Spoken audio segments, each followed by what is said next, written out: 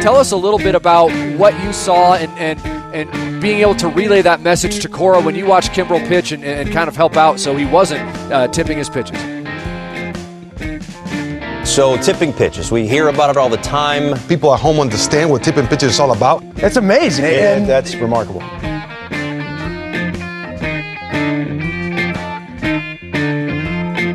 Alex, my favorite episodes of the Tipping Pitches podcast are the ones where my notebook looks like this. I'm going to show it to you, and then as I show it to you, I'm going to describe it to the listeners since this is not a video podcast. It says, Tipping Pitches, February 9th, cold open, question mark, question mark, question mark, and then it says the names of the 3 new patrons this week, and then there's no other notes, you know? It's the deep, deep, dark recesses of the offseason. Today is the Super Bowl, and we're talking freaking ball. Baseball, to be clear. Well, speak for yourself. You know me, I have football takes. I just realized what shirt you're wearing. What is this? What are you trying to say with this? Go Birds, baby. Oh my God. Well, you're actually in Philadelphia right now. This is not a lie. You actually are back home. And Live you from went Broad there to Street. personally... Me and Paul George are trying to get through the traffic, yeah. Right, you were actually degreasing poles one by one. The first thing that I saw on TV when I got here was the mayor, like, yeah, wholeheartedly being like, please stop climbing poles. Kind of a good bit. It's not a bit. It's a public safety concern. Yeah, I'm here. I'm on the grounds. I've heard that there's like 6 billion Eagles fans in New Orleans from my reporters on the ground there. My team of news gatherers over there. Shoe leather reporting from the ground. Right. The word is many have made the trip down. Yeah, that sounds about right. To that I say, congratulations or sorry. I don't know, because this pod's going to come out. We're recording it before the Super Bowl and it's going to come out after. So, we're right with the news, right here with America. Should we talk predictions? Do you want to go over? I mean, what do you think? I feel like the last week Eagles post a really dominant unit that, I don't know, could allow Barkley to really... They're really good at controlling the line of scrimmage is all I'm trying to really say. They could allow Barkley to run free. You know. Last week, you did a really good job of describing the Luka Doncic trade on buzzwords that you know from basketball coverage, and this week you're doing a really good job describing the Super Bowl on buzzwords you know from football coverage. I just think, I don't know, Mahomes' fourth quarter magic. Right, Bro, I mean, I think Sirianni has been good at making some in-game changes. That's not true at all. That's just not true. Last week, you had the gall to chastise me for even bringing up the Super Bowl at all, because you were like, "Why do we even do the bit of banning topics if you're not going to respect it?" I mean, not to mention the other 51 weeks a year where I've done a great job of sticking to the banned topics. I think I actually don't remember, but it's okay. Well, what I really actually wanted to talk about with you regarding the Super Bowl is, I'm sure you have thoughts on Alex Earl and Carl's Jr. bringing back sex to Super Bowl commercials, right? You've seen it, the bikini clad model chowing down into the burger. Haven't seen this. I'm familiar with the trope. Okay. Is that something that's going to be happening? This is another thing, bro. When did we start releasing the Super Bowl commercials before the Super Bowl? I know, they all just come out on YouTube like a week ahead of time. It's so annoying. Like, that takes all the magic out of it. As a society, we have to step in and do something about that. I so agree. I want that to come naturally when I turn on the TV, you know? I don't want to see it ahead of time. I'm cutting that out. I have some decorum about what you can and can't say on this podcast. Like, come on, bro. All I'm saying is if the Geico Gecko doesn't turn me on, what is this country for? Do you have any Super Bowl commercials that you genuinely remember and love over the years? Remember and love? No. Okay. I don't even know that I remember. They're kind of in one ear out the other for me. Every year. I love the commercials. One thing about me, I love to shop. I love to spend money. That is true, actually. I can vouch for that. I critique capitalism because I understand it. Right. And that's the vibe of this pod. You, meanwhile, you're a sovereign citizen. You don't partake in society at all, and therefore your criticisms hold weight because of that. Mm-hmm. Mine hold weight because I'm the everyman out here purchasing things at Target, out here purchasing things on the internet, out here purchasing a bag of Doritos, out here, purchasing a Budweiser. Right. No ethical consumption under capitalism, but you're looking for it. You're going to try every product until you find it. I'm going to see which thing feels more ethical, Mhm. you know? Just like baseball fandom, we're going to decide which kind of fan it's more moral to be. Yeah. That's me with buying products. What else do you want to talk about since you have an empty notebook? Hawk Tua made her return. I don't know if you saw. Tear filled. I did see. Mm-hmm. I watched the whole episode. Did you really? Only like the first 20 minutes. You watched 20 minutes of that? Never can anyone accuse you of not doing the work. Right. It doesn't always matter what the work is. Mm-hmm. But Or doing what I'll do things. with it.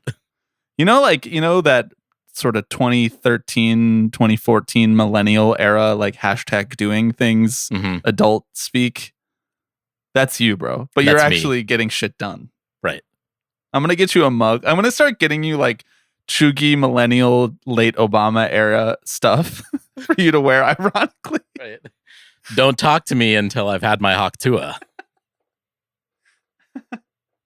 Adulting is hard, but I make it look easy. Like you're going to be wearing stuff like that to the office.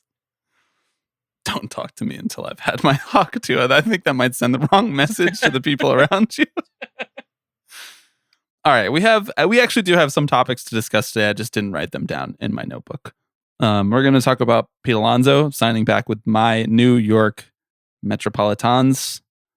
We're going to talk about the general tenor of the Scott Boras discourse, I imagine. We're going to talk about Rob Manfred and the Major League Baseball owners coming together and just having a good old-fashioned Socratic seminar about whether or not they should push for a salary cap. Maybe we'll talk about a couple other things. But before we do all that, I am Bobby Wagner. I'm Alex Paisley. And you are listening to Tipping Pitches.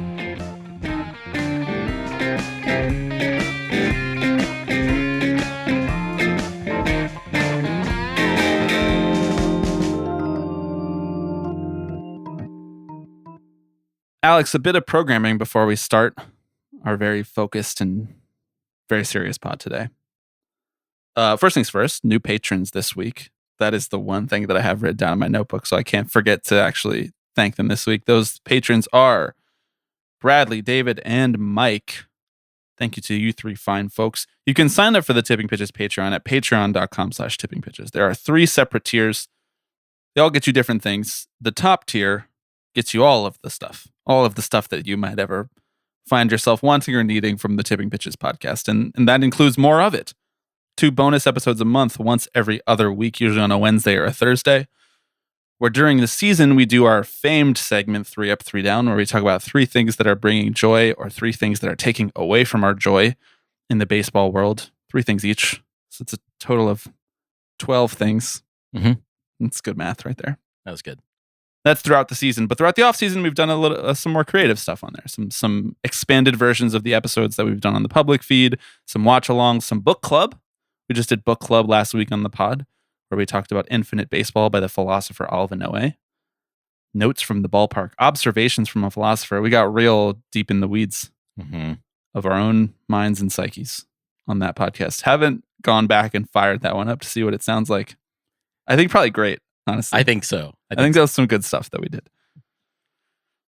We got an email from a listener saying that they wanted one singular email from a listener saying that they wanted us to continue the book club idea. So, well, we haven't gotten any saying people don't want us to do right, it. So exactly, our listeners batting are 1,000 right now. too polite, too conflict averse to tell us that we suck at podcasting. Who can relate? And speaking of housekeeping and podcasting. After this episode, we're going to take 2 weeks off just because, not because this episode is so bad that we deserve to take 2 weeks off, just because it's February.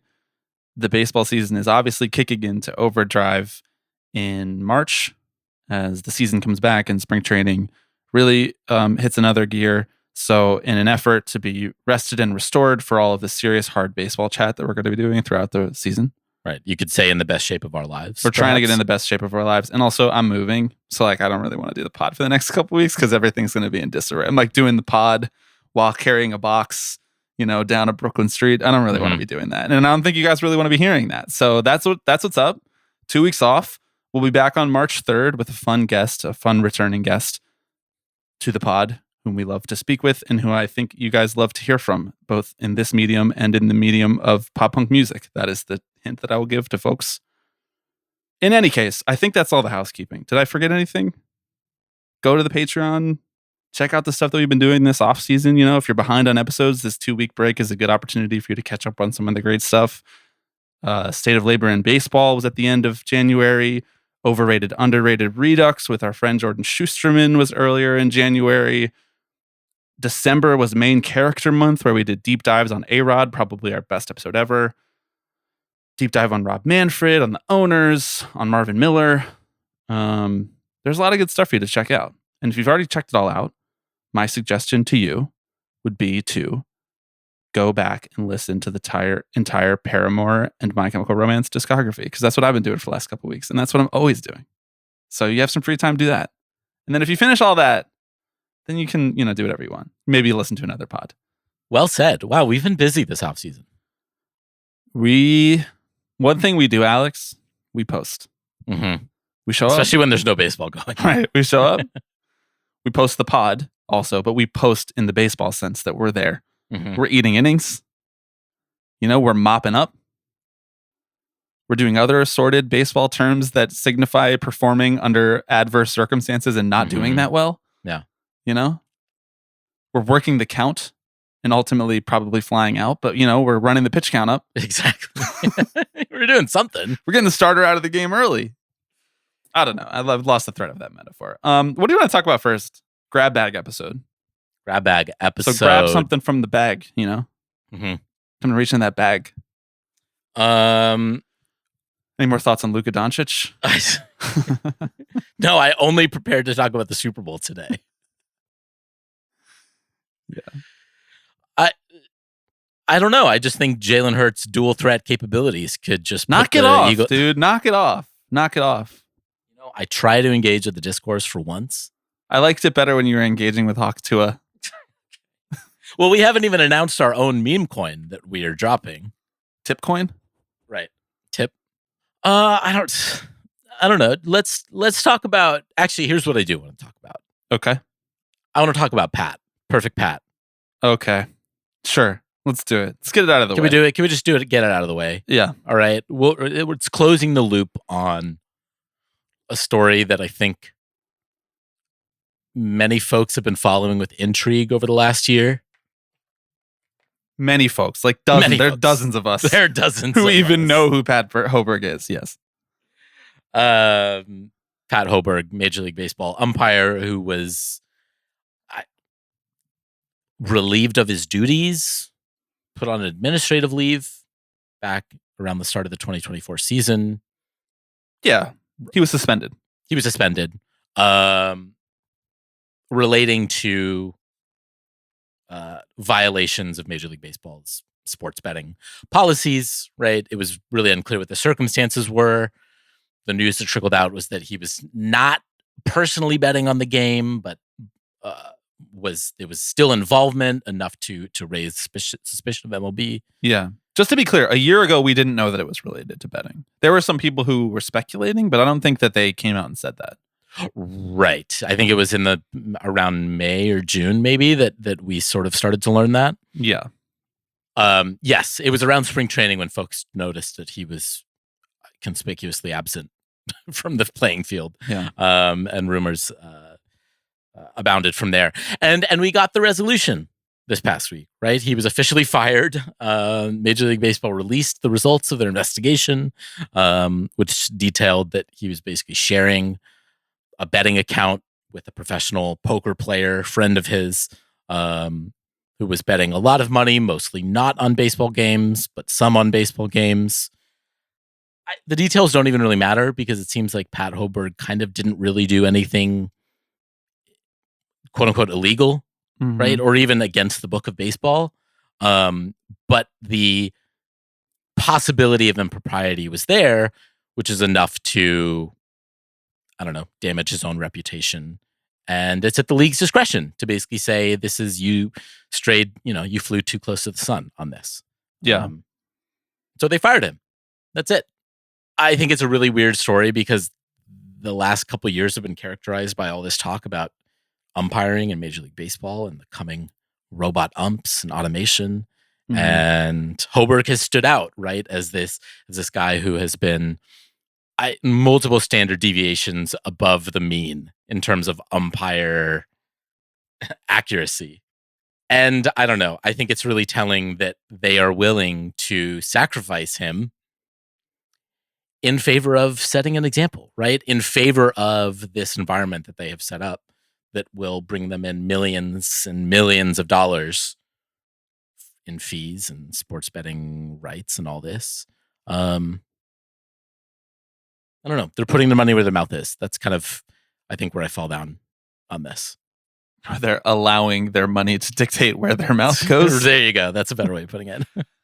This is an incredibly unforced error, right?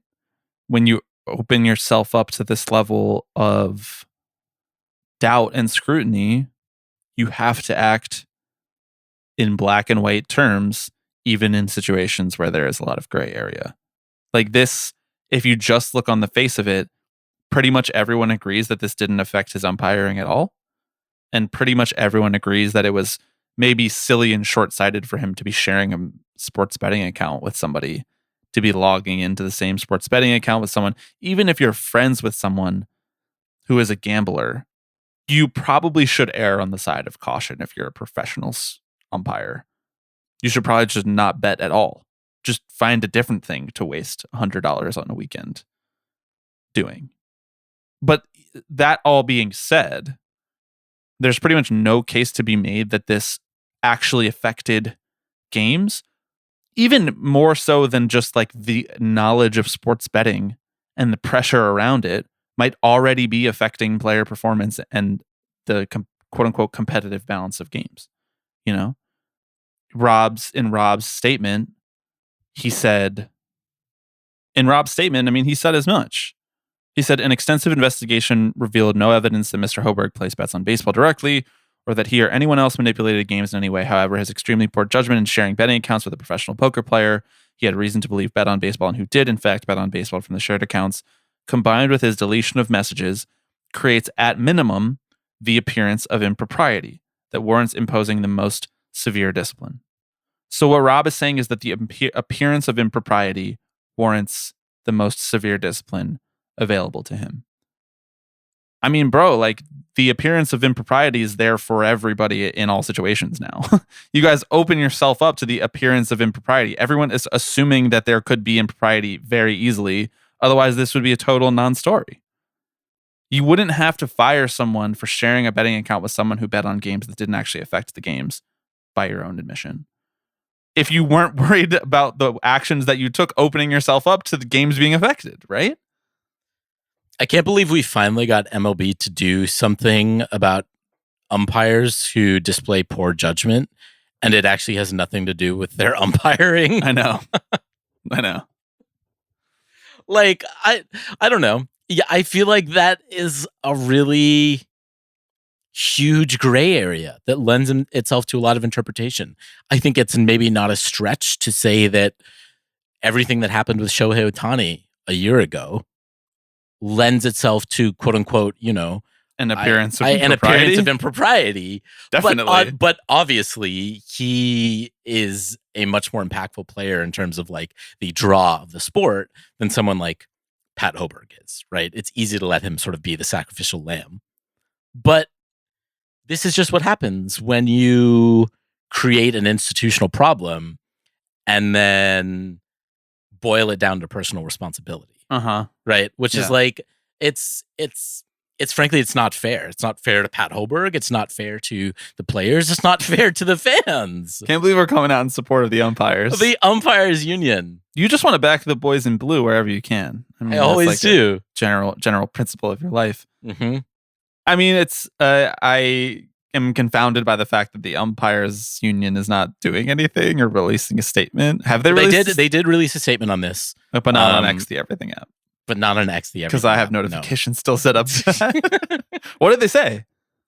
They basically said, you know, the umpires union said if our union believed that an umpire bet on baseball, we would never defend him. But as today's statement from the league makes clear, the neutral fact finder did not find Pat place bets on baseball. Yet we respect Pat's unequivocal acceptance of responsibility for the mistakes that led to his termination. So even the umpires union is like, So he didn't do anything wrong, to be clear. Yeah. I would. Even Rob Manfred has admitted that. We're admitting that. Pat himself has admitted that. He said he'd never bet on baseball, right? But this is how you make this sort of thing go away, right? Is you resign in disgrace and you say, that was on me. I made a personal poor judgment call in this case.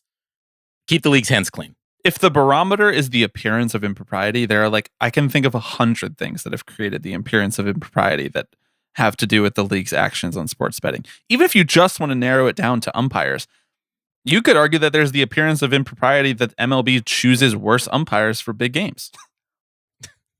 I mean, there could be impropriety there. I could think of a way to think of that as the appearance of impropriety, that a bad umpire is in an important spot. Yes. There's no real black and white when you've introduced something as morally corrupting as this much amount of money, just as an influx into the game from sources that have nothing to really do with the game. Sports betting is just a leech. You know what I mean? It's just a third party. When you could argue that, TV revenue and that sort of thing, at least that is actually tied back to the game. And chasing the TV revenue, chasing TV ratings is yeah, but you're at the end of the day, that is essentially what this business is. This is not a secondary piece or an ancillary or tertiary or whatever piece of this business that doesn't actually really care about propriety. Right. I mean, as long as people are betting, what are are the casinos invested in making sure that these games are fair or that there's no impropriety at all? Not really, right? No. They'll probably still take Pat Hoberg's bets, right? They'll take fucking the Jonte Porter's bets. Yeah, hell, now they can He's bet all they want NBA now. Player. Yeah, I don't know, man. It's a weird story. I think if it was the fifth best umpire, we wouldn't even really know or care. I agree. Yes. I think his legend has grown so much, especially on baseball Twitter, right? Following the perfect game he called, I think, during the 2022 World Series. Mm-hmm. But again, I can't separate the idea that this is Major League Baseball's best umpire, who they are willing to let walk, over the fact that they're bringing in all these rights fees and they're spending hundreds of thousands of dollars lobbying across all these states, right? That's they know where the cash cow is. It's not in Pat Hoberg having a perfect umpire scorecard. I'll tell you that much. Yeah. We're just going to automate his job away anyways. I mean, ideally, from their perspective, there are fewer, I guess, ways to corrupt a system that is quote unquote objective when it comes to sports betting. But I don't think that's a reason. I don't personally find that to be a compelling reason as to why we should or shouldn't automate umpires' jobs away. It's been in subtle ways, but if I look back 2 years, 3 years ago at the decision-making apparatus for sports leagues, MLB in particular, because that's what this podcast is about, it's kind of remarkable how much of it now is just kind of at the whims of what's best for the sports betting. They're just making decisions based on that. Mm-hmm. We're firing Pat Hoberg because we'd rather have sports betting in the game. Yes. Yeah. I mean, not that I'm saying that we should that Pat Hoberg or any one individual umpire or whatever, far be it for me to be the guy who's back in the blue again. But we have I know we've always had this rule, don't bet on sports, but now that is just an entirely different thing, because now there's a million different ways to bet on sports. Whereas before it was kind of this, again, I'm arguing, it probably should have been just this niche little thing that affected 1% of the population, maybe. Mm-hmm. And now it's not. Now it's been mainstreamed. And so all of its ills are now mainstreamed as well. And that is, to me, is where the moral dereliction of duty, or whatever you want to say about how the league is operating, comes into play. Yeah, I agree. Less that I think that Pat Hoberg, hashtag Pat Hoberg was right. I mean, he did something dumb. I agree with that. No, definitely. I mean, I think it's also you can't ignore the fact that this is quite literally an addiction that the league is enabling. These are the sense that I get is that Pat Hoberg probably had a decent gambling problem, right? And the fact that you could, and I'm not going to make judgments on him necessarily or whatever, right? But he and his friend were betting, tens of thousands, hundreds of thousands of dollars on sports games. And when it's at your fingertips like that, these are the situations you find yourself in, right? When you make it this accessible to everyone. I don't know. I feel like a broken record at this point. I know we've talked about this so much, and so we don't have to like belabor the point anymore, but I just think that the point that you made about lobbying is a really important one, that maybe even when we talk about the expansion of sports betting, I think oftentimes we just sort of act like, yeah, sports betting was coming and MLB just opened their doors to it. It's like even worse than that. Yeah. MLB is like out here lobbying state legislatures to make this happen. They're doing it in concert with the sports gambling industry. They're not just like, here's this new trend that's coming for us. Here's cable. Here's national broadcasting deals. Here's the internet. Here's whatever these sort of technological advancements throughout sports history that have changed the landscape of the business model of sports leagues and sports franchises. It's not that. They went out of their way to chase this bag. And that to me is the part that's like, I don't have any sympathy or find any way to side with you on any of the questions of impropriety that have come from this. Sorry. We'll be back after this break, but first use promo code tipping to bet on the length of the national anthem. You spend $1,000 in your first month, you get one free tip coin. Hey, there, tip coin. I already said that. I already made that joke. You just ignored it. Oh, I thought you said like tipping coin or something. Maybe. All right. No, tip coin. Yeah, tip coin. Tip coin. 2 P's. Tip. Duh. TIP. That's our stock market ticker as well. Tip coin. Just gonna keep saying it. All right. What's next? What do you want to talk about next? Let's reach in the bag. Let's rummage around. I grabbed last time. Okay. I'm reaching around, rummaging. Mm-hmm. I'm rummaging. I'm pulling up the list of things that you texted do me. some sound design here. Right. I'll do a little. Yeah. No, that's good. That's good stuff. That's just a wrapper. It's a plastic bag. It's sorry that all our topics are in a Ziploc baggie, Bobby. Plastic, bro. You're canceled for that. I know. Not reusable. I just gotta rummaging through the bag was actually pulling up the text message that you sent me with all the things that we were gonna talk about. But when I opened my phone to pull up iMessage, I got another spam text about the tolls that I have to pay on my fast track. Same. Dude, I get that 3 times a week. It kind of freaks me out every single time too. I'm like, wait, is this legit? Like, I know this came from you haven't driven Lalubang 1989 Chunji Xiao at gmx.us. Did they tell you how much you have? No. Yeah, me either. To avoid a fine and keep your license, you can pay. They're gonna, Fast Track's gonna take your license away. I didn't know they had that power. Although, for all I know, Elon could have given him that power in the last 48 hours, and I just didn't hear about it. Let's talk about the salary cap. No, you know what? Let's talk about Pete. All right, good. The salary cap, we've been talking a lot about the salary cap. We've been talking a lot about MLB macroeconomics for the last 2 months and also 5 years. So let's quickly just talk about baseball real quick. Yeah. Talk about Pete. Talk about him coming back to the Mets. It did kind of feel like this was what was going to happen, right? The market had cooled off to the point where it felt like now the incentives were aligned enough for both sides of this deal to make it happen. Ultimately, I don't think it happened in the way that Pete and particularly his agent Scott Boras were hoping, given the 5-year extension offer that Pete turned down a little bit over a year ago. Or maybe it was 2 years ago. I can't quite remember. But he is coming back to the Mets. 2-year deal with a player option after the first year. $30 million for the first year. He would make $24 million if he opted in to his second year.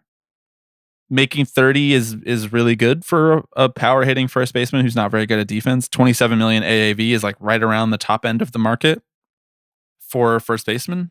That's more than... It's the same that Freddie Freeman makes, obviously over a shorter amount of time.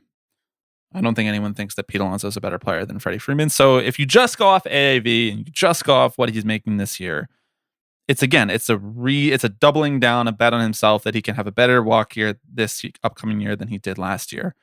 I think it's a pretty safe bet. I don't know really what the market is going to say about now a 31-year-old Pete Alonso as opposed to a 30-year-old Pete Alonso. It seemed like that was one of the things that was a major sticking point for even any other team swooping in and picking up a player who, like, say what you want about him, but he plays 155 plus games a year, and he's good for 60 extra base hits. And if you have a decent lineup, however many RBIs, I know we're not supposed to talk about RBIs anymore, but like, again, probably gonna bounce back and have an OPS over 800. So it was weird that the market was cool, but it seems like every team just basically thought he was heading in the wrong direction. I guess obviously as a player, you never think you're heading in the wrong direction, so you take a short deal and still really solid chunk of money for playing 1 year of baseball.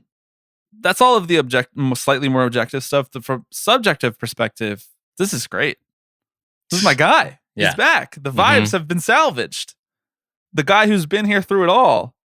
The guy whose 53 home runs were really the only thing to write home about in 2019 after they really fell off a cliff in the second half of that year.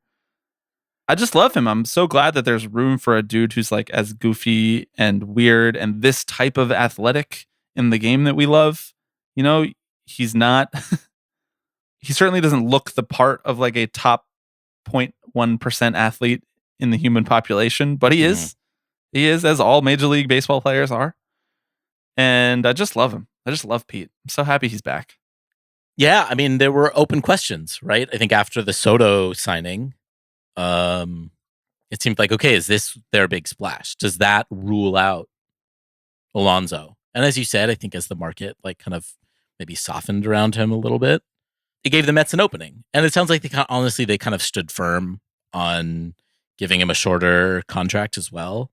I know there were talks about longer ones. He turned down, I think, a 3-year contract that would have had a slightly lower average annual value. I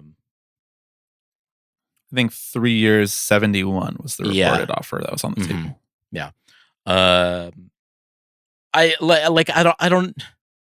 was going to call him like the heart and soul of this team, but I don't even know if that's really accurate. He is sort of one of the three-headed monsters of this the heart and soul of this team.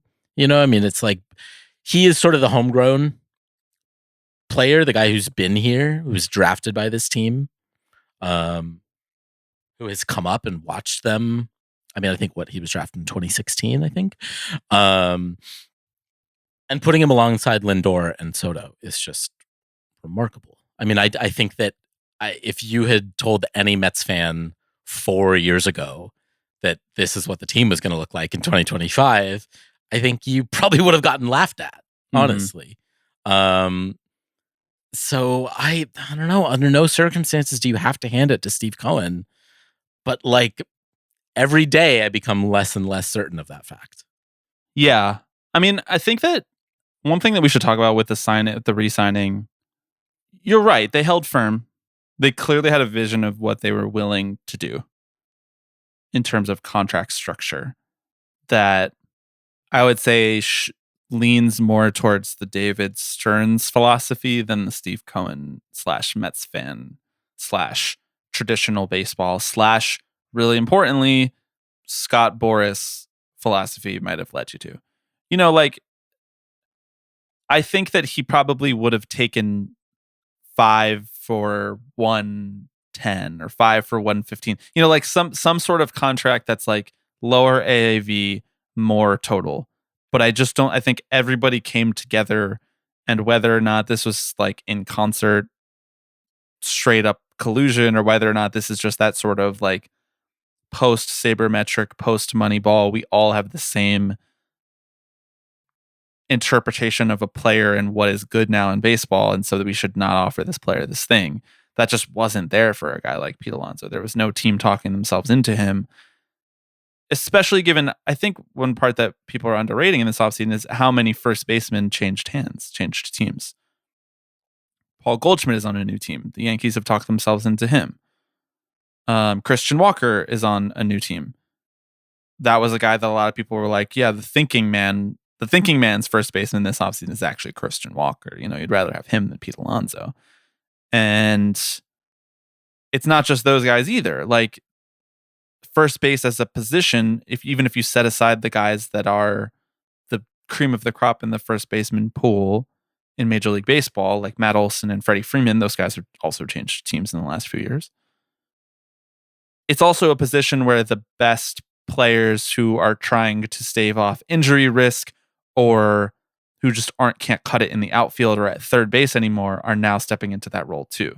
So you're taking away first baseman jobs when you think about the fact that Vlad moves from third to first, when as a previous era, he might have stuck at third because there wouldn't have been numbers telling us how bad he was at third. And same goes for Bryce Harper in right field. With an elbow injury and declining defense, we're kind of trying to preserve his career and maximize his bat and the impact that he can have on that side of the ball by moving him to first. And so there goes another first baseman job. It's tough out there for guys who are just like career-long first basemen now. The Pete Alonsos, or even in worst case, the Rhys Hoskins of the world, where it's like now your bat isn't even what it used to be either, because you're dealing with injuries or because you have a bigger strikeout problem or whatever it might be. That market has totally dried up. I think that's the case for a number of positions, but none more than first base. None more than first base in the last 15 years of the thinking of baseball evolving on some of these things. I do think it's like a little weird how many fans and analysts of the game are like pumped about that. How many people are just like really happy to stick it to Scott Boras. Again, I'm like, we've been doing a bit on the podcast for years that Scott Boras is a labor legend because he just happens to be the agent that all of the best players, not all of anymore, but many of the best players sign with. And so therefore he gets the biggest contracts, and he's overperformed expectations on a lot of free agents. And just recently in the last 18 months, he has started to kind of underperform expectations for some of the free agents. I think there's probably a case to be made that he's performatively lagging behind the modern thinking about baseball. He's trying to make a point by saying, philosophically, I disagree with the direction that you guys are pushing this sport in terms of how we think about sabermetrics and impact on the game. I think that's a fine argument to be able to make. I just think it's a tough argument to be able to make when you're like 84 and rich, super, super, super rich from your time of being the baseball super agent, and you're kind of an asshole, and there's a general sentiment of dislike of you and your agency. Scott Boras is 84? I don't know. He's pretty old. Is it? Really? I assumed 60s. 72. Wow. Okay. Split the gap. He looks pretty good. For a podcaster who's just pulling an age off the top of his head and exaggerating to make a point, only 12 years older than he actually is, like, he should be retired. I think he's a bad person to try to wage this war in particular, because he already has so much baggage in terms of what people think about him and how they think of his agency. Well, he also just has, he's, been an agent for multiple decades at this point. And you're right, like the game is progressing really rapidly right now. And there are some really different ways of thinking about the economic structure of the game that like may have just passed Boras by. I'm not even necessarily saying that I think that it's time for him to retire, because he still is one of the most powerful people in the sport. His opinion has a lot of sway, and it seems like he, his name and the work that he does carries a lot of weight with ownership classes. But he's not going to be around forever, right? And there's going to be a vacuum at some point where you're going to need another agent to step in and say, yes, I can take up the mantle of like fighting for baseball's, I don't know, the resetting of baseball's market, essentially, who's willing to take up that fight every offseason, which I think honestly is like, he is maybe the best person to do that right now, just because he kind of doesn't care, right? He's like, I've got mine. Like, I'm not doing it because this deal is going to get me the fee that I need to buy that second, beach home. To be clear, I don't think that he doesn't understand how baseball has changed and how front offices are thinking about who they should pay. Because he just got Juan Soto $800 million. And Juan Soto is a player who like isn't very good at defense and, you know, up until last year was not going to hit 40 home runs very consistently.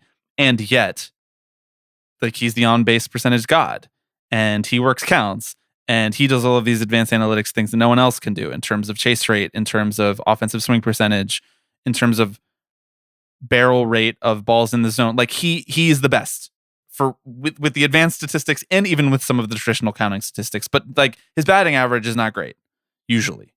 And so it's not like I think Scott Boras was going into negotiations with his best free agent client ever being like, hey man, check out his batting average. I don't think that. What I actually think is that Scott Boras, for his clients who aren't keeping up with like the current analytical thinking about who should be paid and why and for how long, I think he is trying to wage more of a qualitative war. I think he is trying to say, yes, Pete Alonso brings intangible qualities to a baseball team that mean that he should get paid. And he's done what you've expected of him. And he's been the guy that you guys wanted him to be. He's been a leader on the team. He's showed up.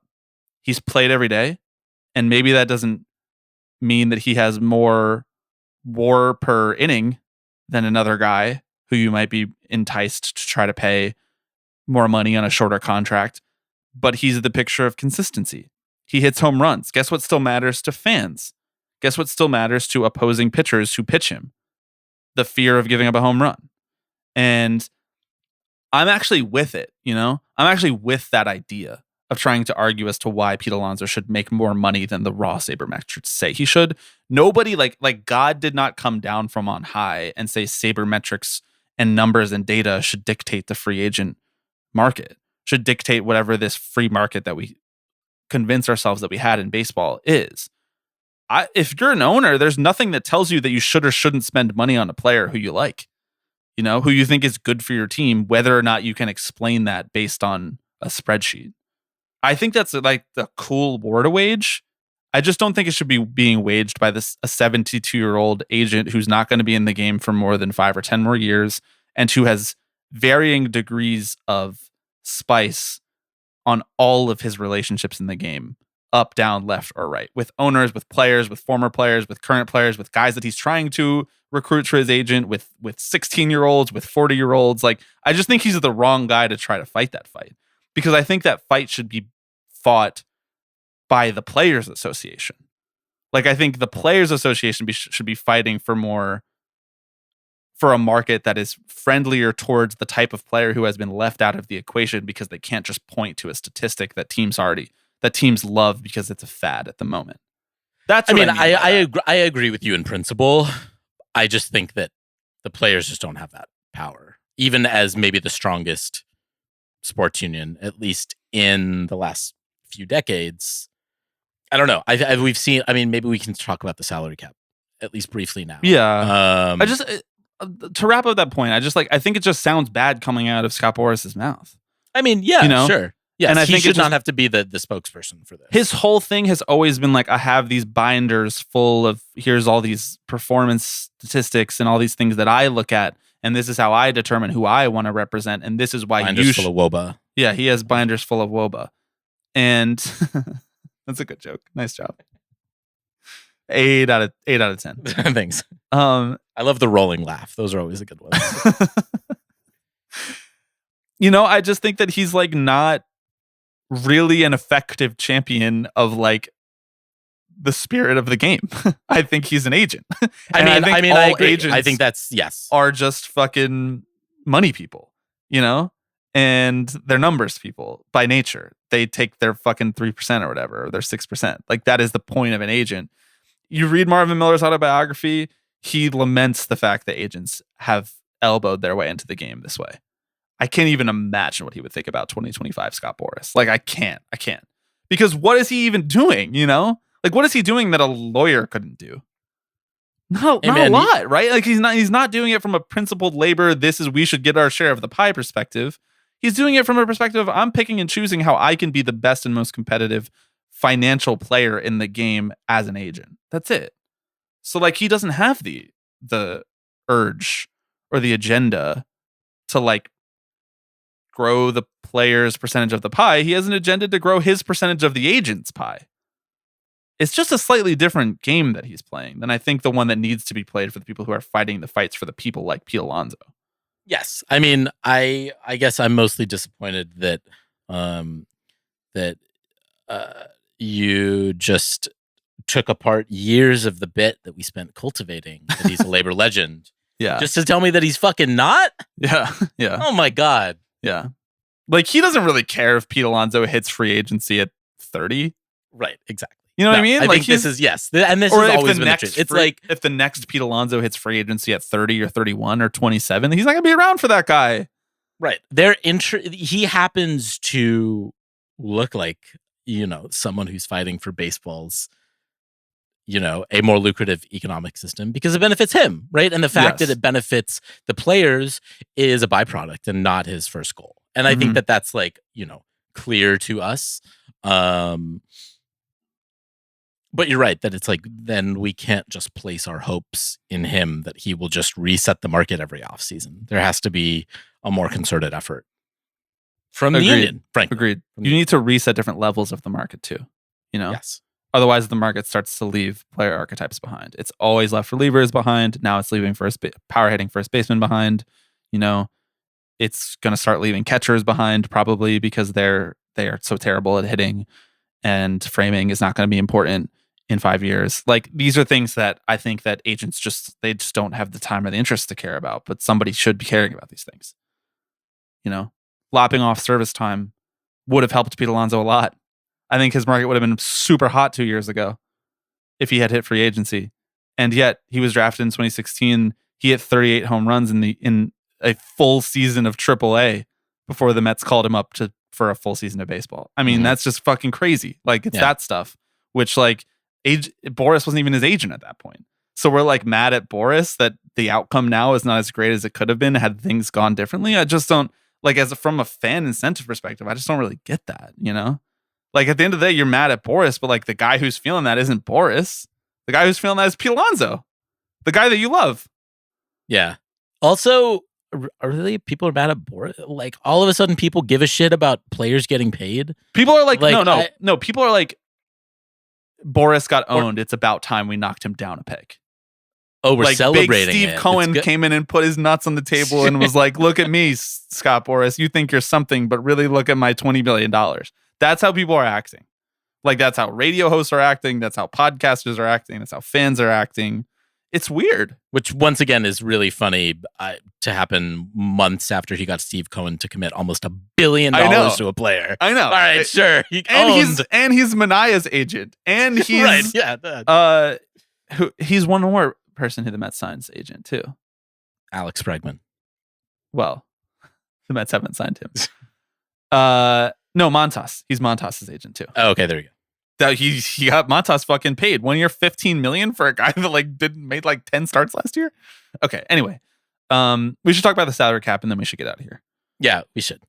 What do you want to talk about? I have just a couple specific Manfred quotes I want to talk about. The context of this is like the owners meeting was this week, right? And there were these stories trickling out that they're really going to discuss the salary cap, right? They're not going to come to a conclusion, but they're going to have serious discussions about it at the very least. When did the owners meetings just become like Heritage Foundation meetings where they get in a room and talk about the thing that would make their lives better and their donors richer? Frankly, it's a Manfred sort of invention, honestly. I think the level of, and it's something that he has touted, right? He's like, I have really gone to great lengths to make the owners meeting about dialogue, right? Between just me reaching and across the aisle. 30 guys. Yeah. Right. Yeah, I don't know. I mean, it's all stupid. There's never really anything meaningful that comes out of this. But Manfred obviously is asked about the Dodgers. Are the Dodgers ruining baseball? He says no. Is a salary cap coming? Well, there are lots of concerns on all sides, right? He is such a good lawyer, man. He is so So good. Let me see if I can find this was my quote, my favorite quote. There are some owners that have concerns. This is an issue that we need to be vigilant on. We need to pay attention to it, and we need to determine whether there are things that can be done to allay those kind of concerns and make sure we have a competitive and healthy game going forward. Good word. That's sick. I can't wait to see the results. Yeah, I mean, owners want a salary cap. Another news: water is wet, the sun is hot, air keeps you alive. Any other obvious statements? Right. And David Rubenstein has a Magna Carta. Maybe not for long. No. Yeah, the government has turned their focus on him and his work. Did you see this? You saw he got fired, right? I did. Yeah, he's out of a job. He's looking for fucking unemployment. Mm-hmm. Fire up Indeed. Indeed you do, David Rubenstein. Yeah, I mean, I gotta be honest with you. I just don't think that Rob Manfred is going to handle his very last CBA as commissioner by potentially blowing up an entire season. I disagree. I mean, sorry, I agree. Yes. Yeah, but by like blowing up an entire season by fighting for a salary cap. His commissionership is, in my mind, largely defined as being the guy who didn't push it so far that it radicalized the players, but pushed it right up to the line to the point where they got the most that they possibly could without upsetting the quote unquote win-win structure that the baseball labor dynamic experiences. Meaning his dudes got rich and they pushed the football forward just a little bit. It's perfect longitudinal labor strategy. Like, he has, not to be like, you got to hand this Rob Manfred, but he's cooked a little bit. Mm-hmm. He's won these negotiations. Yes, he's won more than he's lost. You know, if this was a 7-game series, he's raising the hunk of metal at the end of it. And I find it hard to believe, though, what I said 2 weeks ago on the state of labor in baseball with Bauman is what they will do is they will pretend like they're going to ask for salary cap. They know that there is always going to be some percentage of fans that are going to be on their side because they're cucked and they're from small market fandoms or whatever it might be. Or they're just like going to be in the back for the owners no matter what they do because they think the players are greedy for any number of reasons. And so they'll just float that, and whatever amount of fear that drums up on the Players Association side, like, that's up to them. You know, that they need to figure that out on their own. They need to figure out how to communicate an effective message about why we shouldn't buy this bullshit, because it's just going to be a bargaining chip. They're just going to go in guns blazing and act like, well, we'll ask for a salary cap. We'll ask for this. We'll ask for that in the beginning rounds of negotiations. And then when we take it off the table, all right, let's talk international free agent draft. Let's talk, you know, a harder cap on the collective balance tax thresholds. You know, we can live with that this time around. We can live with not having a salary cap, but we got to talk about these penalties for the Cohen tax. You know, we got to talk about these. We got to talk about the first level of the competitive balance tax threshold. We got to talk about revenue sharing structures. We have to talk about expanded playoffs. All these number of things that the owners want without blowing up the equation. Yeah. There will not be a salary cap. Like, that's not happening. Right. That's not happening. So just like, let that dream die. Yeah, but obviously the owners will never admit that, right? Manfred will never say that because that is an important bargaining chip, right? It is important to be able to lock the players out every 5 years so that you can threaten a salary cap and then get something else that you really wanted. Yeah. Manfred had some interesting comments about, and interesting is maybe one way of framing them, about the potential for a lockout, right? He said, in a bizarre way, you know, it's actually a positive. There's leverage associated with an off-season lockout, and the process of collective bargaining under the NLRA works based on leverage. The great thing about off-season lockouts is that leverage that exists gets applied between the bargaining parties. Yes, lockouts famously good for labor, good for both sides of the aisle, I think. It's amazing how many of his quotes are said with the understanding that the audience will not understand what he's saying. Yes. You know what I mean? Mm-hmm. Like, the amount of things he gets away with saying that are kind of like incredibly hawkish labor sentiments, just based on the fact that he knows that fans will not be able to follow the gibberish that he's saying. Yep. Like, under the NLRA, negotiations work based on leverage. Mm-hmm. So we're going to lock players out by default. He's leaving out so much of what, like, in layman speak, Right. Leverage that exists gets applied between the parties. Right. Exactly. Oh, okay. Yeah. Good God. Yeah. New York Times is salivating over that passive voice. I know. Leverage that exists is being applied between the parties. Yeah. I would love my questions for Rob if he came on the pod would be like, define good faith. Mm-hmm.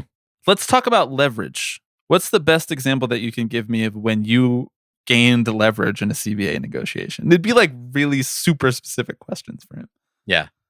Well, I want to know just more about what he meant when he said off-season lockouts are like using a 22 caliber firearm as opposed to a shotgun or nuclear weapon. To be clear, that is, once again, a direct quote from Rob Manfred. So sick. That's so sick that he said that. I did see that one going around. That has real, like, we made that quote up energy. Yes, I know. That's awesome. Man. Never change.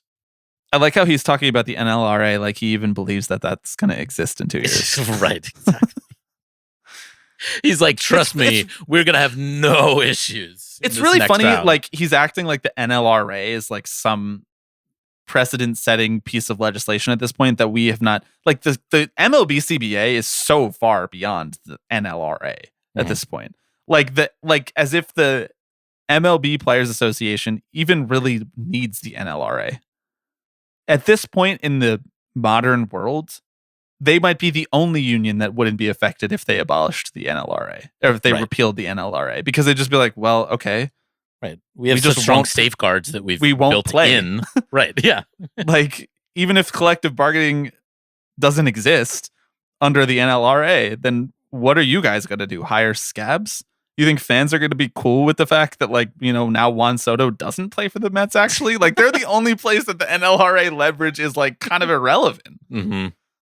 This is not the 60s anymore. They keep telling me that. All right. Anything else? Oh, no, I don't think so. Finally, John Fisher is getting some representation among Major League Baseball's owners. That makes me really happy. Oh, I did actually want to talk about this real quick. All right. The MLB owners have elevated A's owner John Fisher to their executive committee, Rob Manfred said, which is like the most obvious thing ever because the MLB owners are obsessed with losers.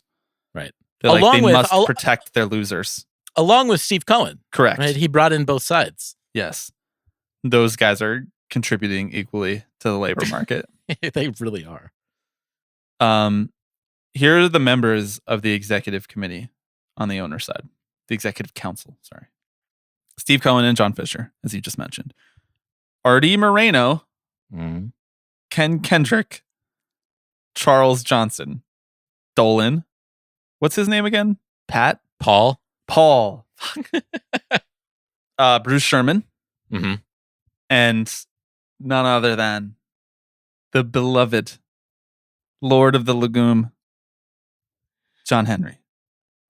That is a real collection of dudes who represent Major League Baseball. I know. I joked about this on X the Everything app. You have Cohen, who is allegedly breaking baseball, but they've elected him to the executive council. Okay. Right. Like, they're really concerned about what he's doing to the labor landscape, but they're like, yes, but you represent us. Okay.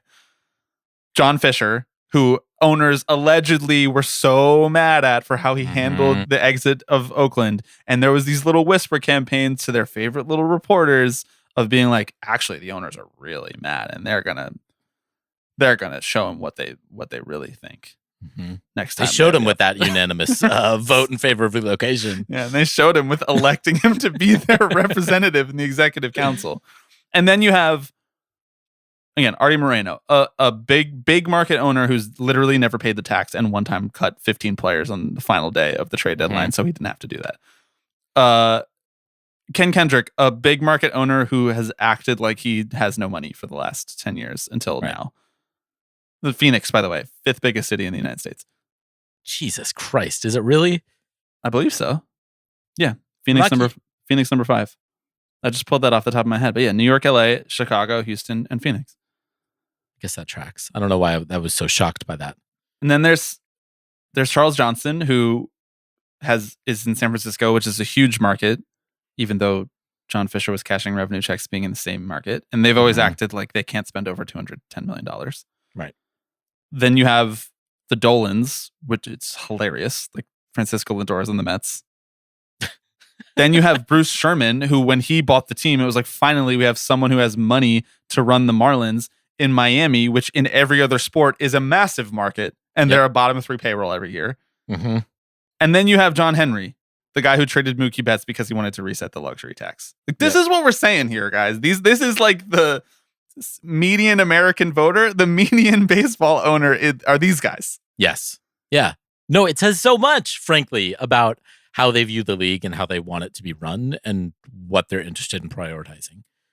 Cohen is there more as an olive branch than anything else. Right. Right. As like, you can be the big market, the quote unquote big market, big spending representative, you know?